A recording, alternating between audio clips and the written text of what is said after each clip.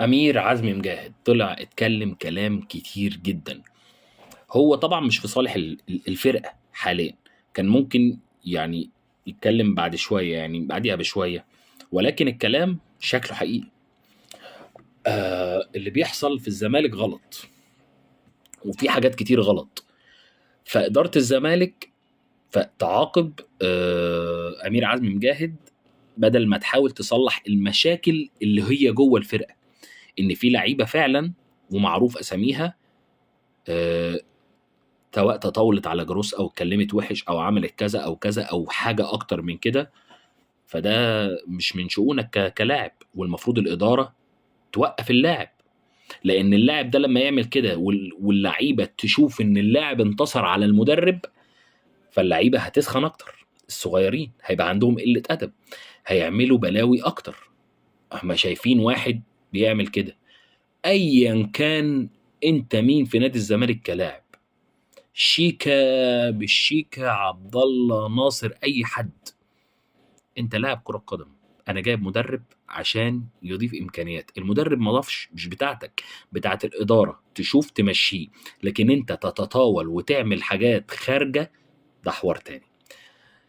عايز تصلح، عايز تمشي الفريق صح، عايز تعمل منظومه صح، لازم تعاقب اللي اخطأ، مش تمشي مدير فني.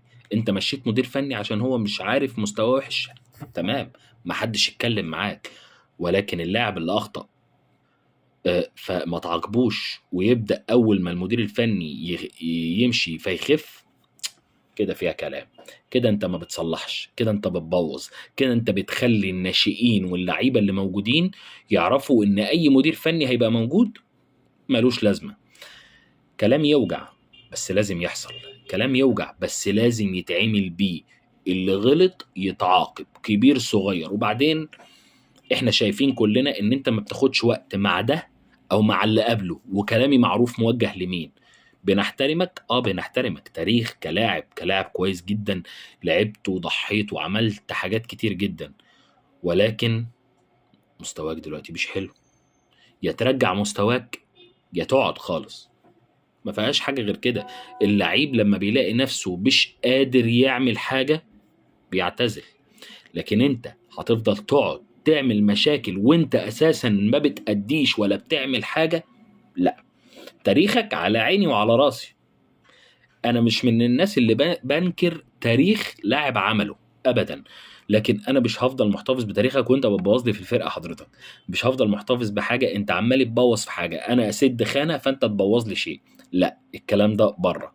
الكلام ده ما يتعملش جوه اي نادي حتى لو مركز شباب. هي باشتكيه حضرتك، باشتكيه. في اداره، في مدير، في مدير رياضي، في مدير فني.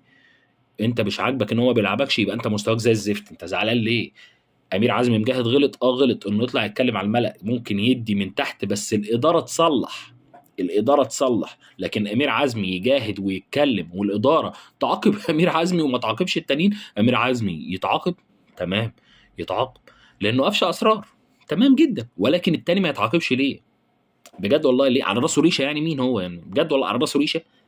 على راس ريشه ده لسه مضيع كوره، ضيع بيها كاس ومحدش كلمه لان عنده تاريخ. فالكوره ضاعت ضربه جزاء عادي، ايه يعني؟ ما الكل بيضيع. لكن ده مش اصلاح، ده بوظان لاي فرقه بتكون موجوده. والاداره مش كده. الاداره انك تصلح، تشوف ده غلط، عقوبه. في لائحه بتنزل، اللائحه لازم الكل يمشي عليها. ما مشيتش عليها بره النادي يا حبيبي في مليون غيرك. والله يا جدعان الانديه ما بتقفش على حد، ومش هتقف على حد. ما احنا ممكن نصحى الصبح نلاقي 10 اتصابوا، الفرقه وقعت يعني؟ هتقع يومين ثلاثه هنجيب لعيبه تاني. صدقني ما بتقفش على حد. انت لما مشيت وخرجت بره، وكلامي موجه ليك وانت عارف انت مين، لما مشيت وخرجت بره الزمالك وقع؟ لا والله عادي. لما لعبت في الاسماعيلي الزمالك وقع؟ لا. يبقى ما بتقفش على حد خالص، ما بتقفش على حد خالص. لو وقفت يومين ثلاثة هنلاقي بديل. فيا تحترم نفسك وتحترم الفرقة وتحترم ان في مجلس إدارة. يا مش عاجبك دول اتفضل ارحل بسهولة. والله اقعد بقى خلاص. يا اما جبت مستوى العب، العب وأدي، محدش ضد ده. لكن ضد انك تعمل افعال مشينة مع مدير فني. ده يا راجل حتى احترم سنه، مش عشان حاجة. غلطت تتعاقب وتقول أنا آسف، ده عند الكل المفروض. الغلط لازم أقول أنا آسف، أنا والله غلطت في 1، 2، 3 وانفعلت وما كانش ينفع انفعل، الراجل يقبل الأسف يا لأ. لكن الطريقة المهينة دي اللي أمير عزمي اتكلم بيها دي مش حلوة ليك ولا للناشئين اللي بيتفرجوا عليك ولا لأي حد عموما. سلام.